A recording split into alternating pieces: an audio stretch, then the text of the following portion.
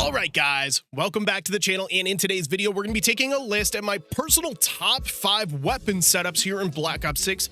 Well, heading into season 3. So there's not going to be any of the new weapons on this list because as of right now, I'm unconfirmed of really how good they are based on statistics and overall feel. So if you guys want to see another top 5 that possibly feature the new weapons in the game, go down in the comment section and let me know. But also keep in mind, this is my personal list. Yours could be completely different, and that's okay. That just means the balance in the game is very, very good. So that being said, let's jump into this thing. Go down in the comment section though, and let me know what your top 5 weapons are here in Black Ops 6. So as per usual, when it comes to my top 5 lists, I do like to sprinkle in 1 or 2 honorable mentions. In this case, it's going to be 1 that technically don't make my personal top 5, but are still very, very viable options and could possibly be one of your favorite weapons. So we're starting with the XMG, my favorite LMG in a very long time. I have a lot of kills with this thing. You can build it out to have virtually no recoil,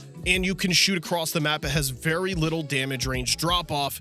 And when it comes to this weapon, the way you got to build it is limit that recoil, play pretty slow, and just bang some people off of objectives and control the long range fights. So starting off, I just want to say this is an 8 attachment build, so it will require gunfighter there for that wild card. Getting us started here with the Jason Armory 2 times. This is going to control gun kick and of course give you a magnified scope. With a slower paced weapon like the XMG, this is a fantastic option. You're not going to be running into gunfights like it's an SMG or an assault rifle, so the longer ranges is what you have to control. That magnification controls that, and of course we're getting additional gun kick here to help you once again with the farther range fights. So the entire premise of this build is to control that recoil, so the compensator just makes sense. So this is going to give you a massive amount of both gun kick and vertical recoil control. So pulling up the statistics here, let's just say we're using the suppressor, you're missing out on 54% of vertical recoil control and 53% of gun kick. Like I said, it is an absolutely massive amount. Up next here is to maximize on our TTK at range. Hence, like I said, it has virtually no damage range drop off. It's going to be a very consistent time to kill.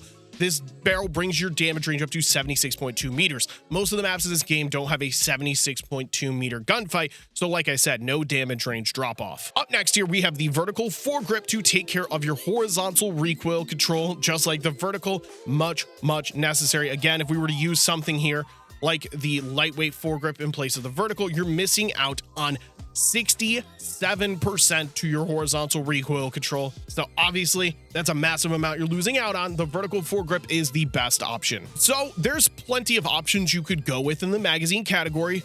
For example, the new belt feed option.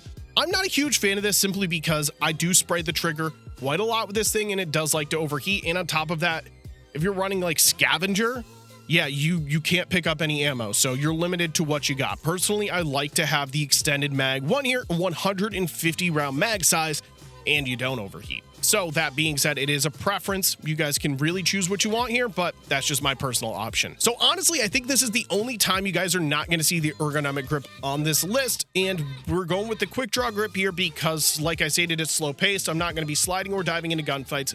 You do need to speed up that aim down sight speed out, and that's where the quick draw grip is going to come in handy, giving you the most amount to your aim down sight speed. Now to the stock, we have the buffer weight stock. This really shouldn't need too much explaining. It should be used on the XM4 and it should 100% be used on the XMG. We got the muzzle, the under barrel, and now the stock. This thing has virtually no recoil control. So again, let's just say hypothetically, we're going with the combat stock instead of the buffer weight. You can see all of the recoil missing out on 34% to the gun kick, 67% to the horizontal recoil control, 33% to the vertical recoil control. That's a lot that you're sacrificing by not running the buffer weight. Keep in mind though, it does slow down the ADS, but it's a slow paced weapon. Nothing really too crazy missing out on. Last but not least here, I do like to use FMJ on this thing to shoot through walls and, well, piss people off. You could shoot through that truck car, the trailer on Nuketown. You could shoot through a lot of stuff with FMJ with this thing, especially with that large ammo count. You can piss some people off. So there's all 8 attachments on the screen right now. Feel free to copy all these down. That's my honorable mention. You guys may disagree, but I think this is a very underrated weapon in Black Ops 6. At my number 5 spot, I have the MP5. This has kind of rotated between my top 5. Basically, since the game came out, it's a very versatile SMG. It's a lot like the XM4, but in the SMG class. Very good at close range, very good at medium range, very good recoil, very good movement. pretty good at just about everything when it comes down to an SMG. I don't have too much to complain about, but when they did decide to kind of ruin the Jackal for a little bit over in rank play, and I did have to use the C9, I realized how good the Jackal was, so it did fall down my list just a little bit, but it's still a top 5 weapon. Starting here with our first attachment, we do have the compensator for vertical recoil control. This is a pretty common attachment on most builds, seeing as how you have 0 cons to running every single one of these muzzles. It just kind of makes sense that you'd want to use this thing, and it limits the recoil a ton.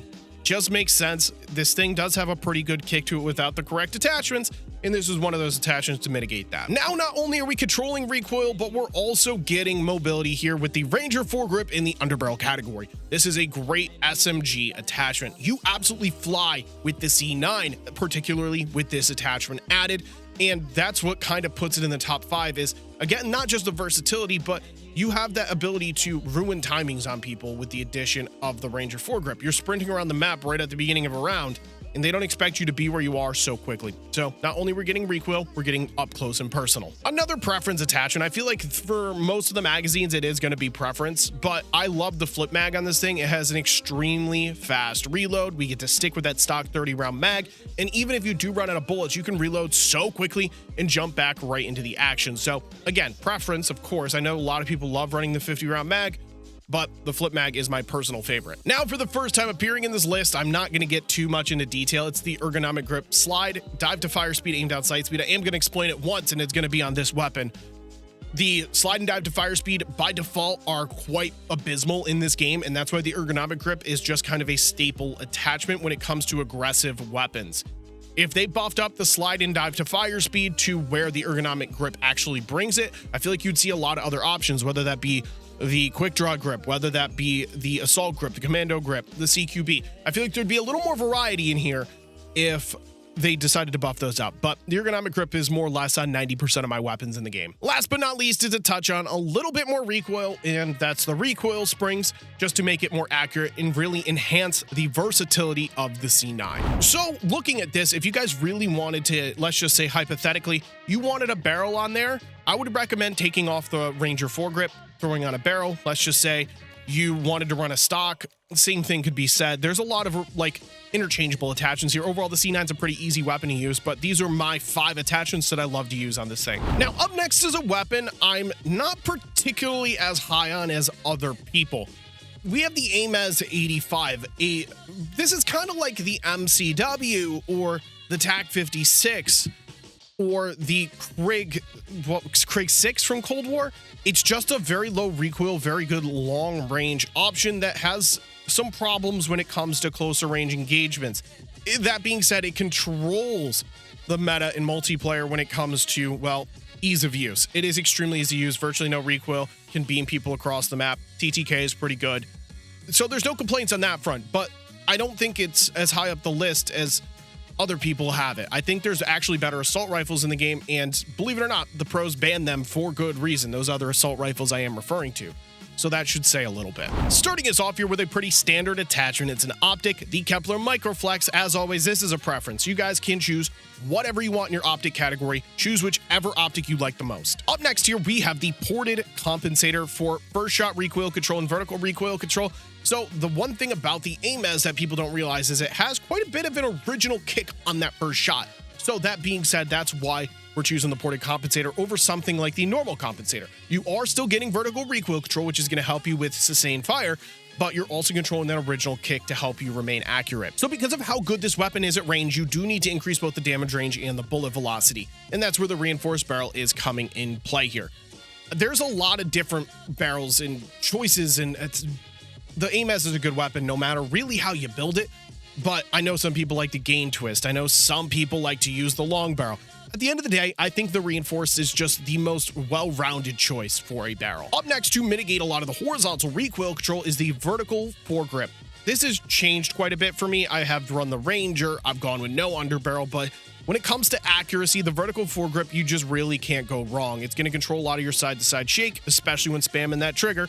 And more importantly, it's going to really increase your accuracy at long range. And last but not least is the ergonomic grip as always. ways, giving you a slide and dive fire speed increase. On top of that, making it a little more aggressive with aim down sight speed. There's a lot of iterations of the aim as build. I've seen some people take off the underbarrel, use the compensator, use like a different stock like the balanced or the infiltrator. There's a lot of different aim as builds, but overall they're relatively similar. So you could see 5 different builds with all different attachments. More or less, they're going to perform rather similarly. The main point is recoil, so keep that in mind while building yours out. Give this one a try. I think you guys are going to really enjoy it nonetheless. So now at number 3, we have a weapon that I wasn't particularly high on when it came out, and I wasn't really high on it until rather recently.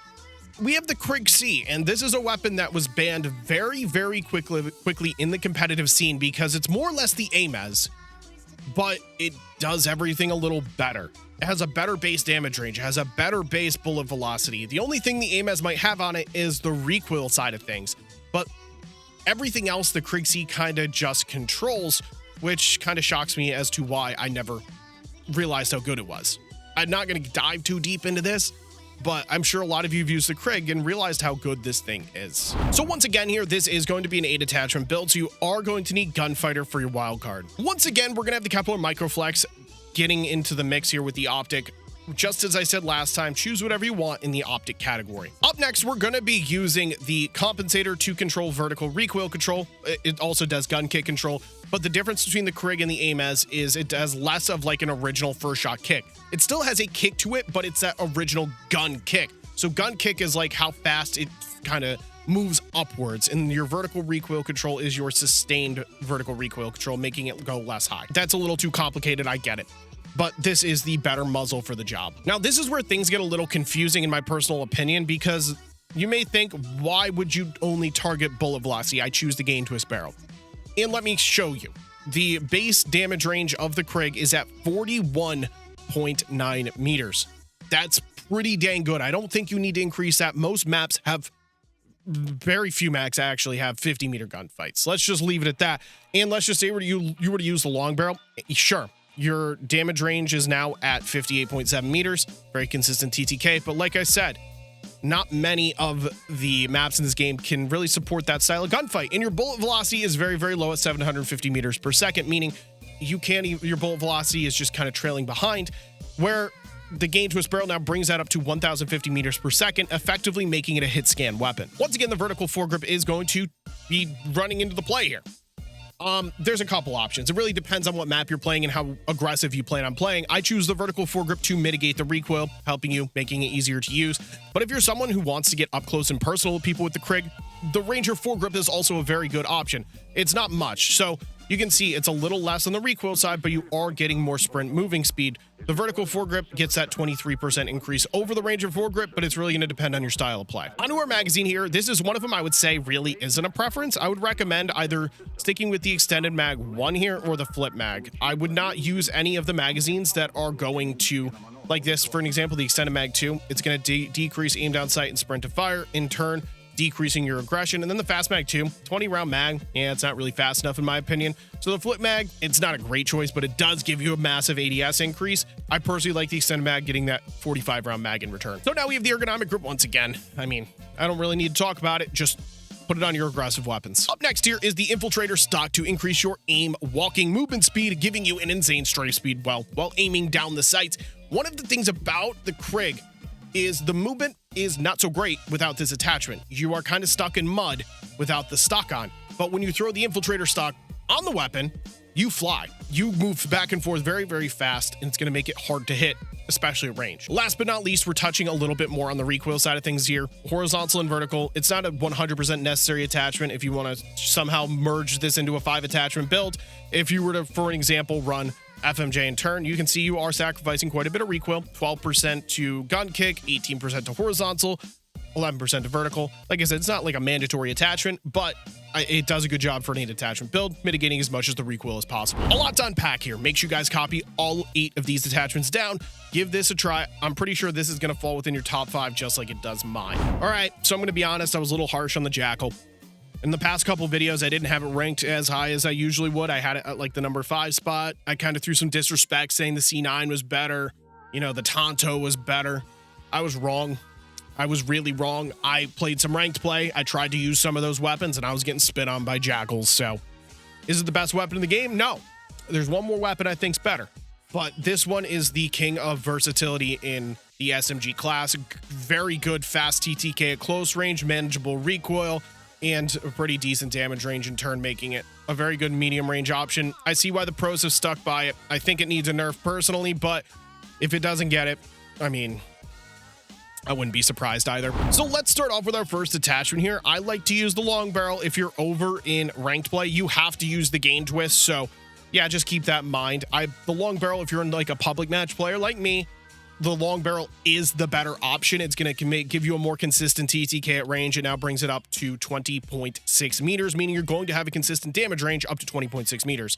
But they did ban that in the competitive scene. So the gain twist, if you're in ranked play, this is what you got to run. Now, the Ranger foregrip is getting back into play here, just like the C9, and it's the same exact reasons. It makes you fly around the map, and the Jackal is like no other when it comes to speed. You absolutely fly. But in this case, you definitely need that horizontal recoil control, so it actually does a fantastic job at doing both increase your overall mobility, but also help you with your accuracy. Yep. Ergonomic grip. Slide, dive, aim down sight. Put it on. Now onto our stock, we're going to be getting the balance stock here, and that's going to give you, well, again, a ton of mobility, just like the Ranger foregrip. So add up the balance stock and then add up the Ranger foregrip together, and that's why this weapon is as lethal as it is when it comes to getting really close to people. You can sneak up on them before they even have time to react, and it's a lot to do with the movement of both of those attachments. Last but not least, they have the recoil springs, or I choose the recoil springs. They did ban muzzles on the Jackal in competitive, so they switched over to the recoil springs. Personally, I actually think it made it better. So I'm sticking with the recoil springs here. So yeah, I think they made a mistake. I think the muzzle wasn't a huge deal. I think it's just as easy to use with the recoil springs. So I'm going to say this is a combination between both the pro build and like a public match build. It uses a lot of the main features of the competitive build, but it also has my own touches in there, like the long barrel. That being said, it's definitely worthy of the number 2 spot. I'm sure you guys run into jackals on a daily basis, just like I do. Things really good. So we're now at a weapon that did not leave my number 1 spot. It still remains to be the number 1 weapon in the game, in my opinion, and it's the king of versatility, just like it is in every other Call of Duty. We have the XM4, or the M4, or the M4A1. All of them are the same weapon, and they all do the same thing. They're great at close range, medium range, and long range, low recoil, good damage range, good movement. Yeah, king of versatility. I don't know if there's a better word to explain that. The XM4 is it, and easily the number 1 weapon in the game. I'm surprised I don't see it more, to be honest with you. You see it a lot from low-level players because they don't have other weapons unlocked, but I feel like the higher-level players are sleeping on this thing. So, first and foremost, I do like the iron sights on the XM4, and I could definitely plead a case for it. But I do like to have the Kepler Microflex because the reflex sight makes it easier to hit your shots at range. If you're not playing on a big map, definitely take this off. Go with the iron sights. But when it comes to maximizing on versatility, the Kepler Microflex is a good option here to not only, of course, help you with close range, but particularly long range fights. For your next attachment, you want the compensator. You do need to limit the recoil on the XM4. That is one of those things. In order to make it versatile, you need to, well, limit the recoil to help it at long range. Yeah, I mean, there's not much to explain here. I do want to show you guys, I'm actually not running a barrel here, and it's for good reason. Just like the Krig, we have a base damage range of 40.6 meters. I actually think that's the exact same as the Krig. I could be wrong. It might have been 40.7 for the Krig, but long story short, it has a great damage range by default, so it really does not need a barrel addition. Now we have the ergonomic grip. Again, just put it on. Just like the XMG, I stated that when I was covering it. Buffer weight stock, you need this thing. On both of those weapons, it controls most of your recoil needed, and it, in turn, maximizes on your versatility. This is the attachment that gives it the ability to shoot across the map, but it still has some downsides. But at the same time, those downsides, they do not outweigh the positives. The positives are far too good to ignore. And last but not least is another recoil attachment with the recoil springs. So this is an attachment you could take off. If you want to run a barrel, take this off, throw in a barrel. If you want to run an under barrel, take this off. If you want to run something else, take this off. But personally, I love that I have virtually no recoil to control. I can focus on strictly shooting my weapon, not really controlling the recoil. It has a good fire rate, making it good at close range.